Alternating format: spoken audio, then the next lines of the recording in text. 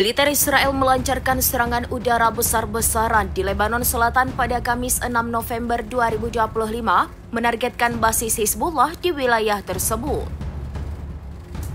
Serangan ini bertujuan menggagalkan upaya Hizbullah membangun kembali kekuatan militernya.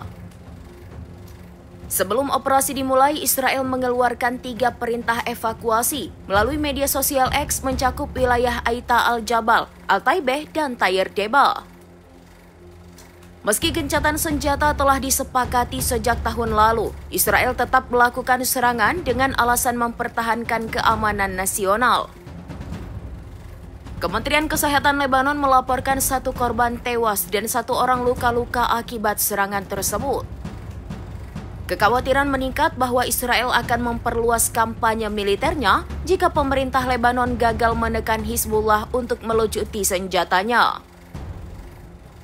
Sementara itu, Amerika Serikat pada hari yang sama juga menjatuhkan sanksi terhadap 3 anggota Hizbullah yang terlibat dalam transaksi keuangan untuk kelompok tersebut. Departemen Keuangan Amerika Serikat mengatakan ketiga orang itu diduga terlibat dalam transfer dana puluhan juta dolar dari Iran, sponsor utama gerakan Syiah tersebut. Sanksi dan tekanan militer ini merupakan kelanjutan dari konflik Israel dengan Hizbullah yang dimulai pada Oktober 2023, sehari setelah serangan Hamas, dan diakhiri dengan gencatan senjata pada akhir 2024. Saat ini militer Lebanon sedang berupaya melucuti persenjataan kelompok tersebut di Lebanon Selatan, meskipun Hizbullah bersumpah tidak akan meletakkan senjata mereka.